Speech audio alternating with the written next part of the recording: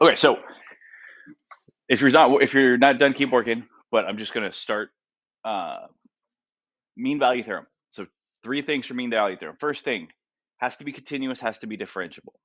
Okay, so over the interval, it has to be both. And then once you've confirmed that, we're going to use what's in the yellow here.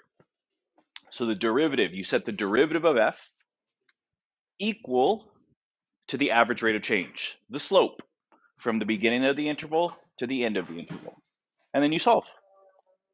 Okay, that's pretty much what you do. Those are the steps that you do.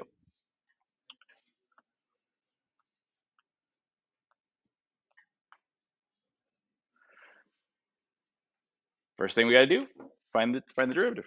Okay, so you guys already did that, but let me catch up. So f prime is going to be 3x squared minus 16x plus 4. Okay.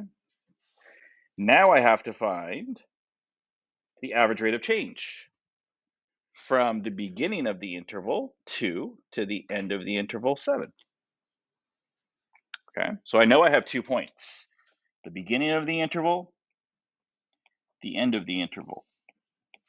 I have half of those points. I have the x values, so I have to find the y values first. That's the first thing I have to do. Okay. So I plug in f of 2.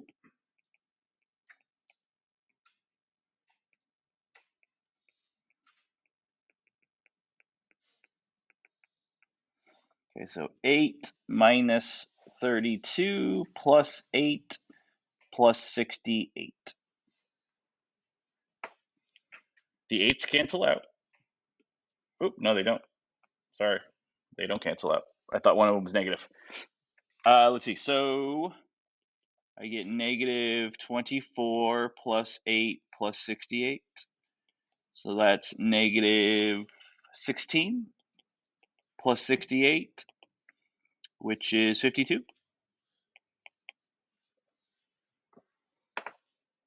Okay. Now I have to plug in 7. 7 cubed minus 8 times 7 squared plus 4 times 7 plus 68. Okay. 7 cubed is 343.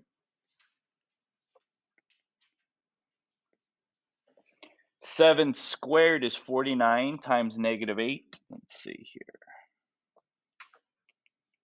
49 times 8, 392 plus 28 plus 68.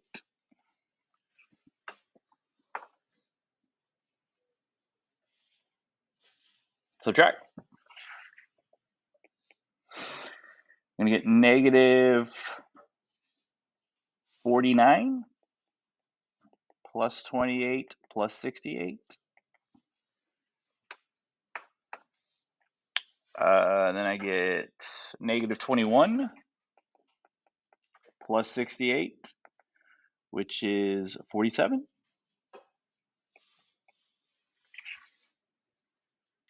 Okay. I'm going to use those to find the average rate of change from those two dots. So the average rate of change, so y2 minus y1 over x1 minus y1.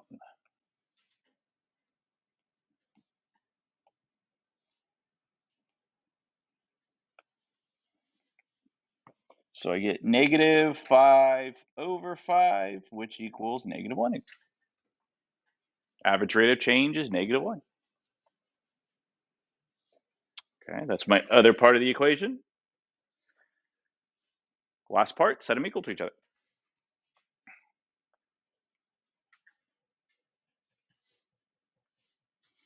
Okay. 3x squared minus 16 plus 4 equals negative 1. Add 1 to both sides.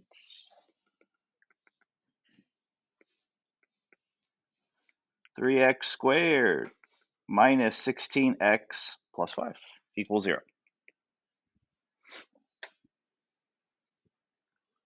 It's a trinomial. I left these up here because I knew we'd be doing this a lot. This is what I use for my math 1, my math 2, and my math 3 classes. These are the steps right here on the board. Okay. It's already equal to 0. Factor out a GCF. It doesn't have a GCF. So factor. A is 3, B is negative 16, C is 5. A times C, negative 16. The two numbers that multiply to be 15 but add to be negative 16, negative 15 and negative 1. Okay. 3x squared, 5, negative 15x, negative 1x.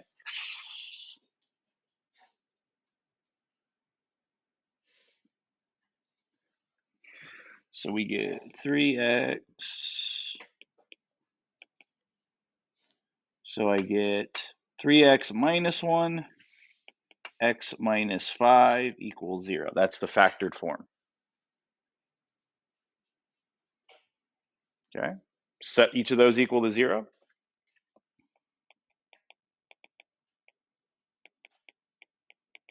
And you're going to get two answers.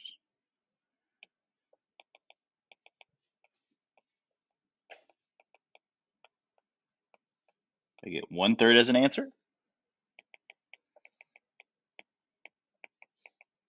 And I get positive 5 as an answer.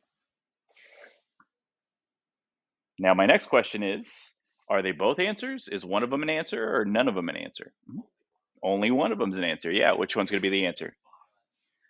5's the only one that fits in the interval. So 1/3 is an answer, but it doesn't fit our problem. It's not like it wasn't an answer. It is an answer. It just doesn't fit our problem because we closed the interval. They closed the interval from 2 to 7. So when x equals 5, if I were to take, so this is important because a lot of times you calculate the answer, but you have no idea what you just calculated. Okay? That guy there. That is where, at that point, that instantaneous rate of change, that derivative, the slope of the tangent line, will be equal to negative 1. So if I was to plug 5 in to the derivative, it would give me a slope. That slope would be negative 1. That's the only spot within the interval.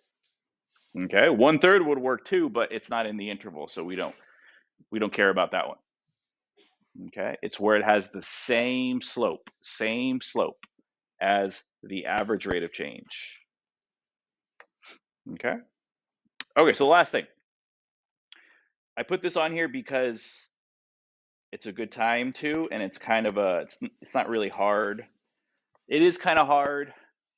No, it's kind of in between because it's not difficult, but it's all kind of brain work. So on the left side, 1, 2, and 3, Roman numeral 1, 2, and 3, those are f of x's. These are all f of x's.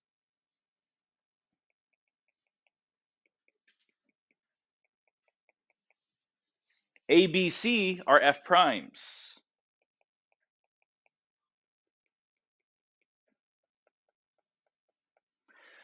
So what you have to do is you have to match them.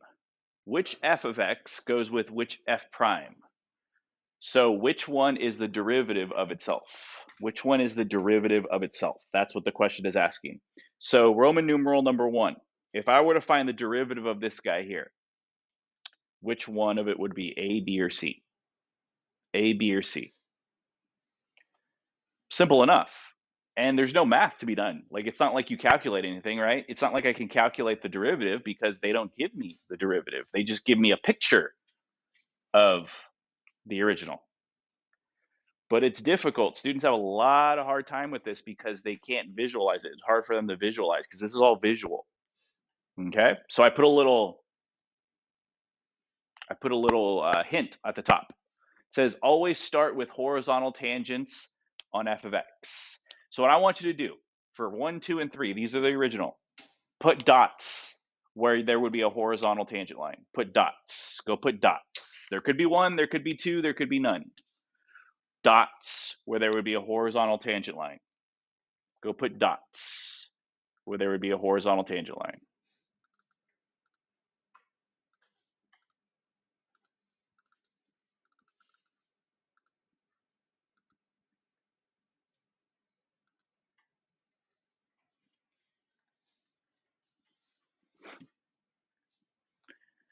So if I was to draw a tangent line, for like example, number 1, if I was to draw a tangent line at this dot right here, let's say I made a dot right here.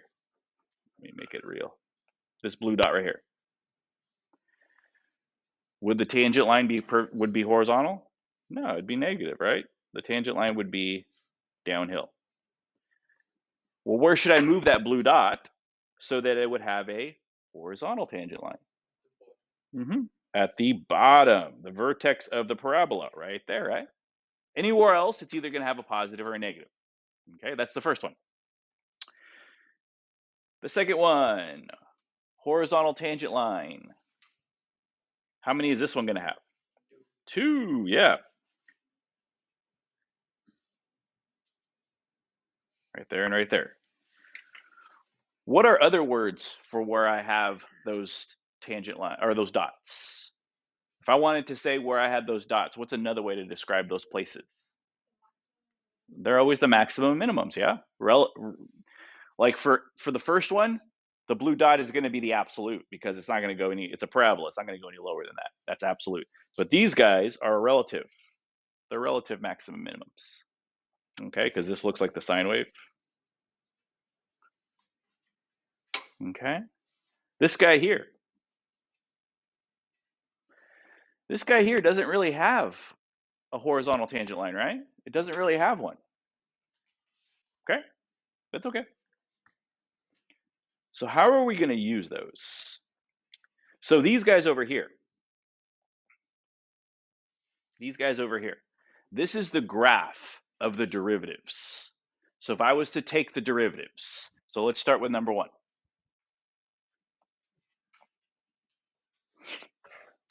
If I was to find the derivative here when x equals 0, what would it be? Not exactly, but roundabouts. What kind of slope is that? Well, slopes are always negative. Slopes are always linear. Slopes are always linear because they're straight lines, right? So what type of slope, I'm saying, what type of slope would that be here?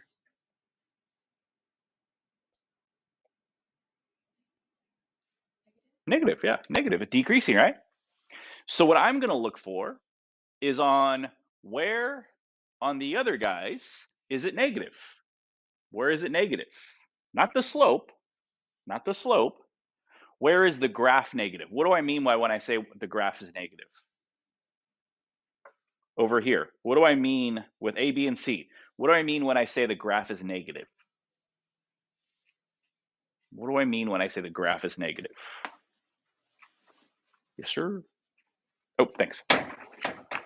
Oh, Roman, I don't need the key. I got the key. Thanks. There you go. Keep it.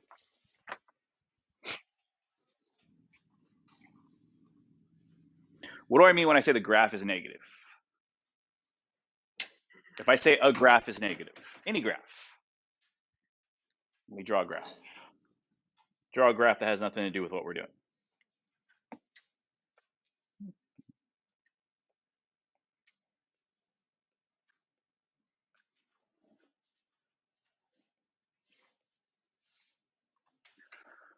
So if I said, where is that graph negative?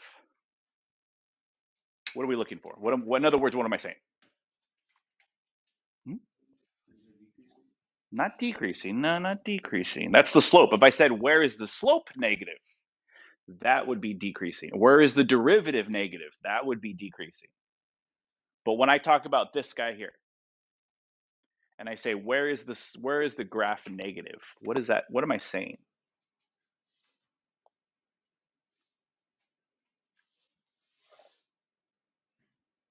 Where is the graph negative? Let me make dots so we can get a better idea. So we'll call this point A, we'll call this point B, and we'll call this point C.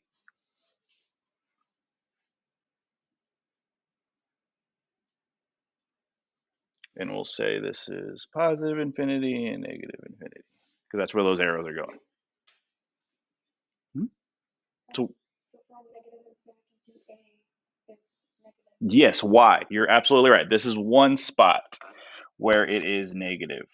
Why is it negative?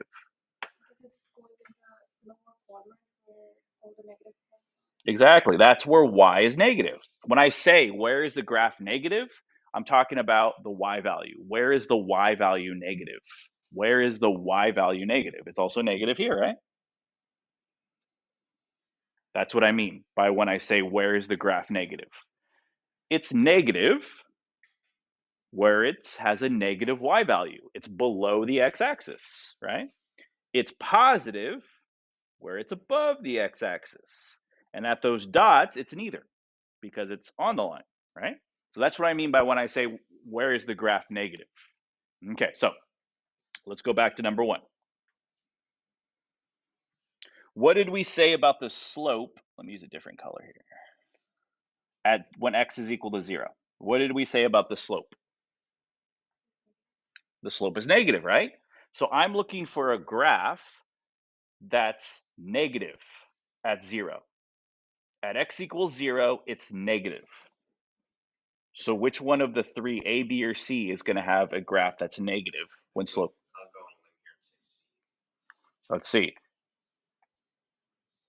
At 0, it's not negative. It's not positive. It's right on the line, right? So that one's not going to work. At 0, it's above the x-axis. That's positive. That's the only one where it's below the x-axis, right? So that means that one has to match. There's another way to match it using the horizontal asymptotes. At the blue dot, what is the slope equal to? Okay. So on a graph, how do I show 0? How do I show a 0? How do I show a 0 on a graph? Go back to this guy. How do I show a 0 on the graph? Where are the zeros at? Mm-hmm.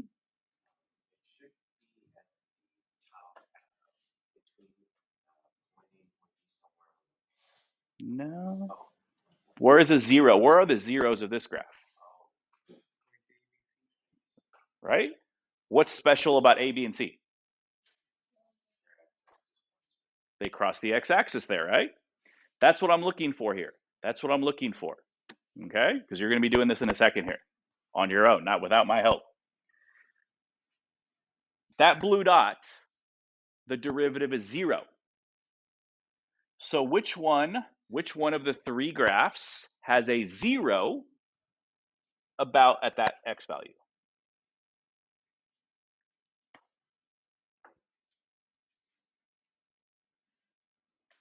Has a 0 about at that x value? Mm-hmm. Well, yeah, we already know the answer. It's going to be C, right? It's got to be C because you can't match twice. You can't match with 2. Right about here, I need to have a 0. At this x value, I need to have a 0. Okay? So that's right about here. Right about here. Right about here. Oops. The only one that crosses the x-axis at that point is C. So that means those two guys have to go together, A and C. A and C have to go together because this one had a derivative of 0 at about here. This one had an actual 0 about there. Okay? All right, so now you have 2 left. 2 left. 2 and 3 and A and B. Which ones go together? I'll give you a few minutes. This takes a little bit. This takes a little bit of time.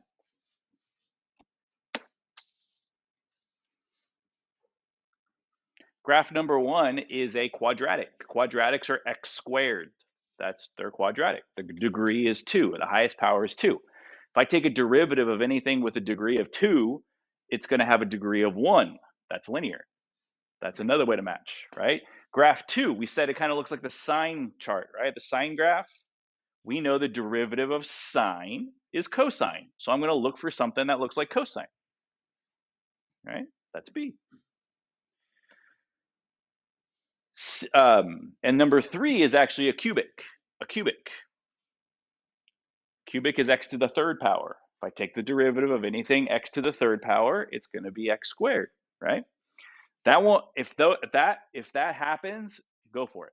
But that's always going to be a way of doing it, because sometimes you'll get something that looks like this, right? And you might not know what it is, right? So that's where you have to come. You have to use these little techniques. So let's go over number 2. Number 2 has a 0. They don't give me spot. They don't. I hate how they don't like give you like where this is at or where this is at. But it should have a 0. So I'm looking for graphs that have zeros there and there. I'm looking for graphs that have zeros there and there. That means cross the x-axis, right? Right here and right here. That's what that means. A slope of 0 means when I graph all the slopes, it should be 0. This guy here, it's increasing before the x-axis, increasing before the y-axis, increasing before the y-axis. So that means the slopes are going to be positive before the y-axis. These are positive, right? And then if I look at this, my slopes are increasing, but then they're slowing down, right? They're slowing down. The slopes kind of almost go 0. Not quite, but almost go 0, right? They slow down. So increasing, increasing, increasing, still increasing, but slowing down. That's why this guy, still positive, right? It's positive, but the slope is going down almost to 0. Okay? Those little things they're going to ask you to do. They're going to give you 3 graphs. One's the original, one's the derivative, one is the second derivative. They want you to put them in order. Which one comes first? Which one's the original? Which one's the derivative? Look for things like this. Look for things like this. Look for zeros, right? Look for zeros. All right. Okay, so I'm going to let you guys work on the assignment. We got about 20-ish minutes to work on the assignment. It's not a very long assignment because this wasn't very long.